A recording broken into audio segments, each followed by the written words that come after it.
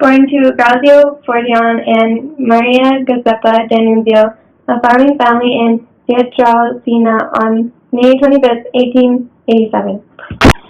He was baptized a day later and given the name Francesco Forgione. He had an older brother and three younger sisters, and a brother who died as an early infant. Their family was very religious and attended daily masses, prayed rosaries nightly, and fasted 3 days a week. Their family was described as the God is everything people. When he was 5, he consecrated himself to Jesus and preferred to read, pray, and sing hymns by himself in silence. When he was 12, he received the sacrament of confirmation and made his first Holy Communion. Padre Pio wanted to be a friar, so his parents took him to Marcone to see if the friars wanted him. On January 6, 1903, when he was just 16, he went to the Capuchin friars at Marcone. In 1908, Pio's first miracle occurred.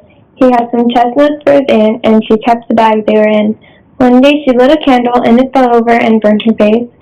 She took the bag that Padre Pio had given her and placed it on her face, and her burns were gone instantly. Pio had the gift of levitation. He levitated through the air to reach the confessional. No one saw him, but everyone was wondering how he got into the confessional. He told them that God made him invisible, and he walked into the confessional. January 22nd, he took the Franciscan habit and became Brother Pio in honor of St. Pius V. At the end of his novitiate year, he took simple vows.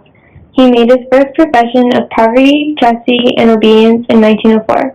On August 1910, he took his final vows and became a priest at the age of 23 by Archbishop Paolo Schiavone.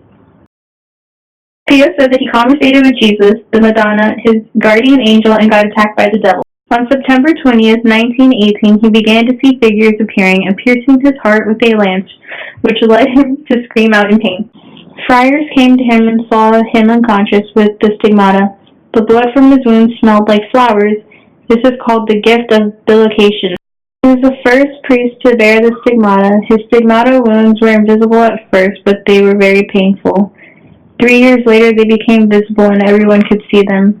Doctors examined the wounds and did not find any causes of them. He had these wounds for 50 years until his death. Then they vanished. There was no scarring on his flesh. He heard confessions for up to 12 hours a day and only ate one meal a day. He also only slept a few hours a day because the rest of the night he would pray. Padre Pio got cancer and arthritis, and Pio's friend, Padre Agostino, was sad that Padre Pio was ill, so he went and prayed for him, even though he still had arthritis for the rest of his life. After just 2 treatments of chemotherapy, he was miraculously healed of his cancer. Padre Pio died on September 23, 1968, at age 81 from a heart attack. There were 100,000 people at his funeral mass. After his death, his life dream came true with the opening of his house for the relief of suffering.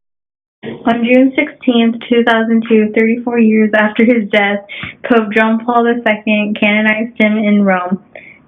300,000 people attended his canonization ceremony. St. Padre Pio is the patron saint of confessors, Catholic adolescents, and civil defense volunteers.